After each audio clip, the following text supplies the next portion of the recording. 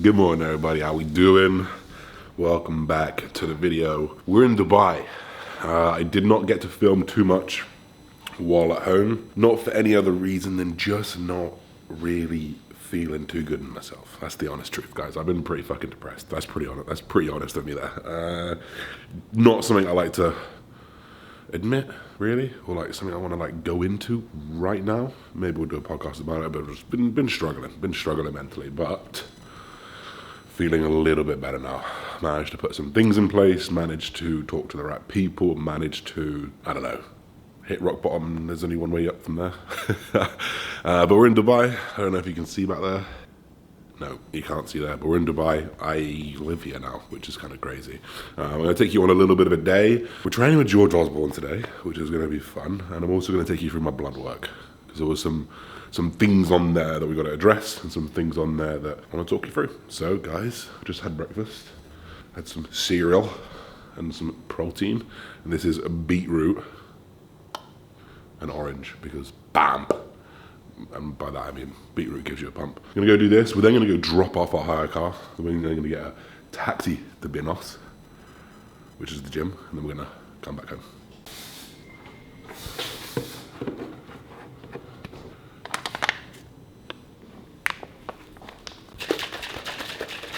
Your belongings as you're leaving the taxi. So we just pulled up to Binos B1. This gym is just crazy. Look at these cars. An R8, some crazy Nissan, an unbelievably coloured G-Wagon. R8, G-Wagon, Ferrari, Bentley. This is like stupid. Motivation, but stupid.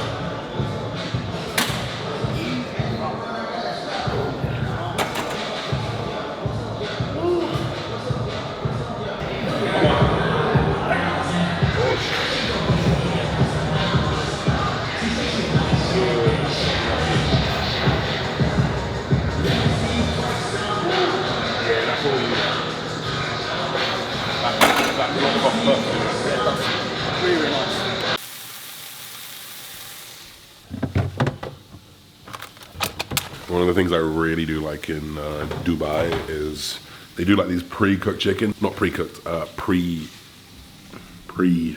what's the word? Pre-marinated. Not that you can't get that in the UK, you can, but it's just a bit shit, isn't it? The meat is much more higher quality here. So this is like shish tawuk. Super simple one for me.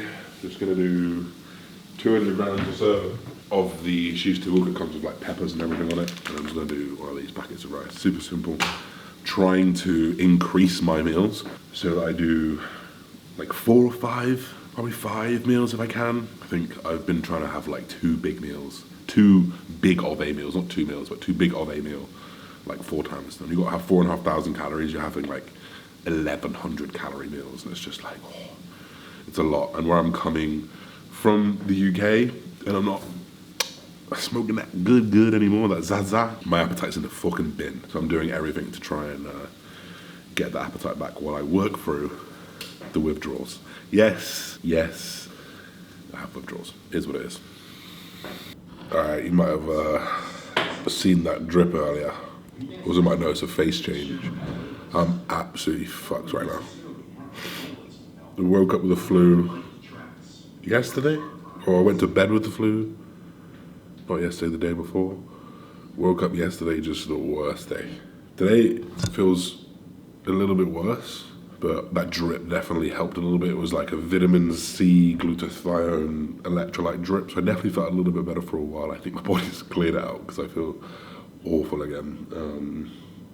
Yeah, I guess like I just need to be wary of when I fly. I'm so immune compromised.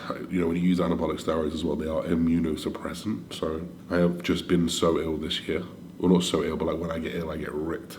It's funny because obviously me and Amy sleep together in the same bed. We don't like exchange saliva too much when I'm ill, but like we still will give it a peck on the lips. She's fine every single time. The last time me and Loki got ill, she just didn't even get anything, and she's the exact same right now. So I need to. I got to do something for this immune system. Whether it's more vegetables, fruits, whether it's some supplementation, whether it's probiotics, whether it's glutathione or something like that. I don't know. I need to do something though.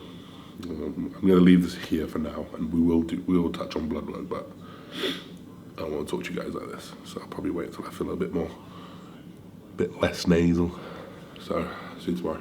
Hi guys, so Alphalete just sent me out their new packages. This is like a new drop, the Origin drop, and it's coming live on Black Friday. They tell us what they're doing, and it's fucking crazy. So you want to like just keep an eye out. They got stuff up to like 80% off some of their older stuff, but obviously the newer stuff gets a little bit less. These like the Origin pants, like these are super comfy. They're brushed, so they're like super warm. They're not too thick as well, a little bit oversized, something that actually fits over the damn calf one. But these are like, you know what, they're fashion, baby, fashion. They've got some of these new dad hats as well in some really nice colors. This new colorway, it's like ice blue, I think it's called. I've got it in the vest, I've got it in the t-shirt as well, wherever the t-shirts are. You should check this one out. This one's really, really good. I don't like everything. I think the brushed tees, the fit is a little bit too drop for my personal liking. And also they had some almost turtlenecks. I ain't a turtleneck guy, so don't get the turtlenecks. But the bottom's super comfy. These new kind of brushed like cut cotton tees as well. Big fan. And obviously the hats, like I've got every hat they've ever done because the hats are unrivaled. Like nice little distressed around the front of the rim. Nice little cool Alphalete logo as well. The new designers are who we met actually when we were in Alphaland. Like they know what they're doing. Very, very good. Very, very minimal stuff. And I think you guys will like it. You guys can use Josh B across the whole website. I think you can use that on top of the Black Friday discount as well. Support your boy, help your boy out, and got yourself some new gums in the meantime. Hi guys, so it's like the 19th of November. Like the start of this video was like the 8th or something. But I've just honestly been so sick. I know I did a few clips where I was sick. That lasted like another 3 or 4 days after that. I went in, had to go get antibiotics. I'm now over with those antibiotics. I feel better, but you can still hear it in my voice. I've still got a cough, I've still got a sniff, so I'm hoping it doesn't come back. But this has been one of the longest illnesses I've ever had. I have lost serious amounts of weight. I've gone from 120, let's say 122 and a half-ish, because I was coming down anyway, to 116 this morning. So it's like 6.5 kilos in that time, which is demoralizing when I started off season at like 112. So I'm like 4 kilos up from the start. I am much leaner, I am. And obviously like I'm not very full at all. Like trying to train the last couple of days, endurance has been real bad. I had some sort of respiratory tract infection or something like that. So breathing is hard. So as promised, we're going to go through this blood work. This was from a couple of weeks ago, maybe 3 weeks ago now. This is like peak cycle. So these are, you know, the worst they could be as such, because it's the middle of the blast, middle of the off season where food's really, really high. Perhaps wasn't being as on point with my diet as I should have been, because towards the end when your appetite's shit, you just eat what you can feasibly eat. Most of the time, that's ordering food, unfortunately. So we're going to go through this. I'm going to record my screen here so you guys can see this. We're just going to start from the top as we always do. Now, hemoglobin, as you go on cycle, is generally going to creep up. Especially the bigger you are, the more that's generally going to creep up. So 197 is pretty darn high. That's naturally going to come reduce as you come down to the TRT dose, of which I've been on. This is week 4 of TRT now, sports TRT. We're going to see that number come down. It's not like quite a cause for concern when we know that's going to come down. There's a lot of talk about like donating blood.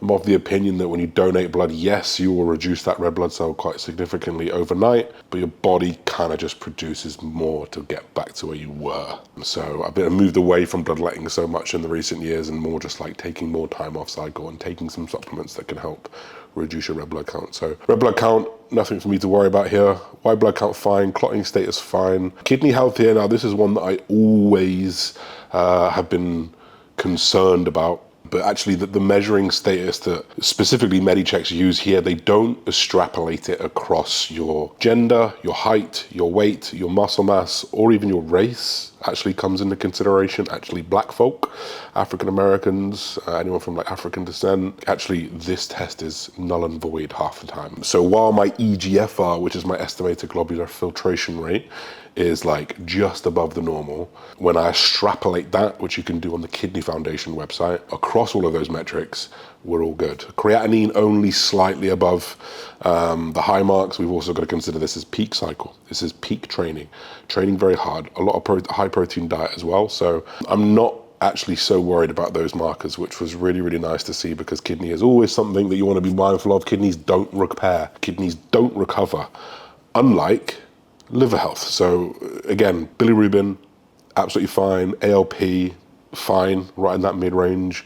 ALT, alanine transferase, which is that general one that trends upwards with hard training anabolics, and everything else is obviously pretty high here, up at 75. Definitely like, that's something that can and will come back down pretty quickly. Liver is very, very resilient, but just shows that you want to take some time to do that. Yeah, take some time. If you do see that number high, if you see that number high consistently, you need to take some time away from anabolics.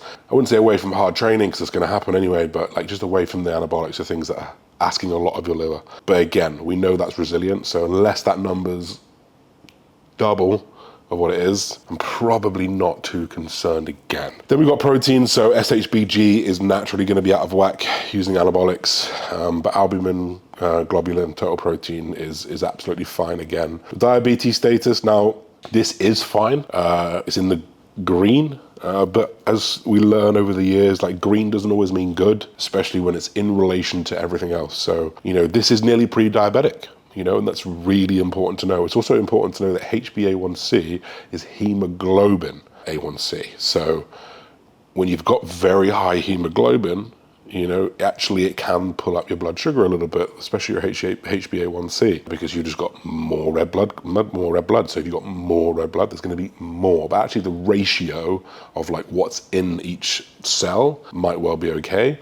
It's just important to know that, but this is still high, right? So this for me tells me that probably the growth hormone's real, for one, because growth hormone will put your blood sugars up. But actually, I need to spend some time away from high carbohydrates. I need to be mindful of my insulin dosing in terms of probably upping my baseline level of Lantus in off season, so that we can deal with that blood sugar a little bit better. And also need to be very conscious of my metformin doses. I miss it sometimes. I do. I'm not as that's awful. I don't remember as easily. Metformin. I remember my Talmosartan, my blood pressure medication, because I'm pretty scared of blood pressure.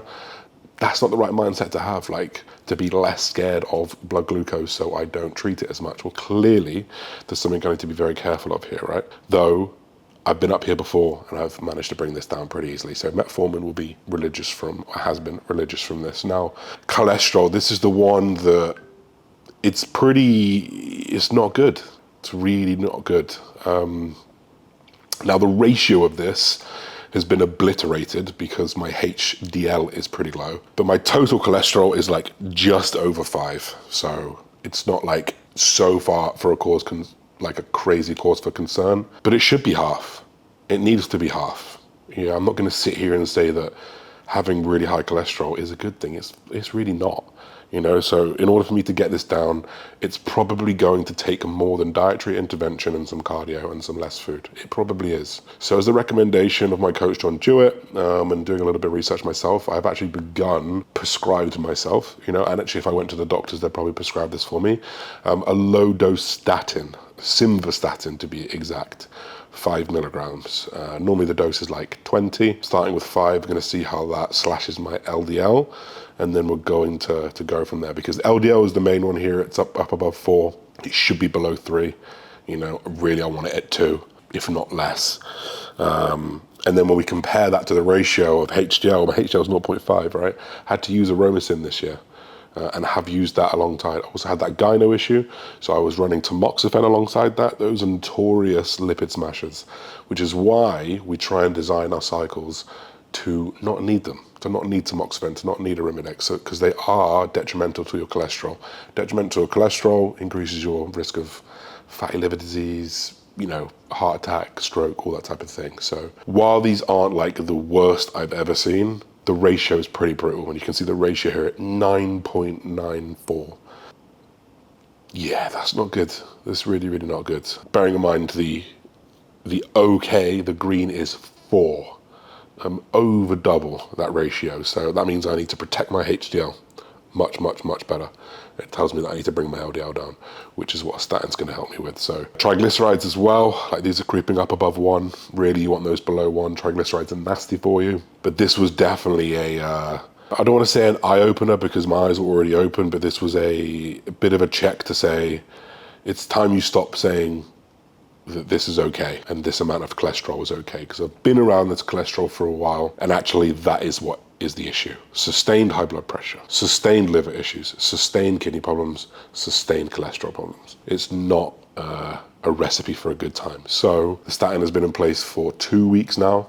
I'm going to retest on Monday. I'm actually going to do a full panel again on Monday because it's so much cheaper here and easier to get. They come to your house next day for £60 versus this is like £120, and you've got to go to the hospital. So I'm going to do a full thing again and see how my cholesterol has improved or not. Hopefully improved. Then we've got inflammation, gout risk, iron status. For me, all good. No issues there. My vitamin B was actually a little bit low here. That's something to be very, very conscious of, as well as vitamin D. So I have upped my dose of vitamin D. I've also added a vitamin B supplement in as well. You know, 2 things which are amazing for energy production, how you feel, skin health, testosterone, if you're natural. Obviously, I don't have testosterone endogenously anymore, so it doesn't matter too much. Thyroid hormones, everything is good here. We can see my free thyroxine is like high. This may be indicative of starting to go hyperthyroid. Like an overactive thyroid, but when it's like on the border, it's not really a huge issue. This is why I fucking lose so much weight when I get sick, because my thyroid's so fast. I lose 6 kilos by just, like I literally didn't eat for 2 days.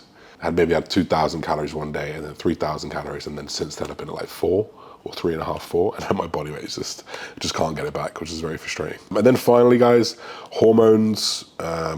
This is pretty standard. This is where I actually thought this would be way higher, my testosterone. I don't know whether they just can't measure any higher than this. I'm hoping that's the case, because it was only 91 nanomoles and I was using 500 milligrams of testosterone at the time, maybe 550. But my estrogen here was pretty low. And actually I noticed that I didn't, I didn't feel that monstrous feeling towards the end of the season. I wonder whether that Arimidex was a little bit high, along with the tamoxifen having to do its thing as well, though tamoxifen won't affect serum estrogen. I do wonder whether those things affected kind of how I feel a little bit. So there's something to take here from the ratios, right? And that's what all hormones are about, how you feel. It's the ratios, right? So I think for me, when I get up above 150 estrogen, 200 estrogen, that's where I feel really, really good. So that's something to note when I go on cycle next time. And that is it, guys. Like, a lot to be taken from there. Like, this is a definite case of blood work where I'm not upset, but I gotta take some time off, guys. You gotta take some time off these things, you know.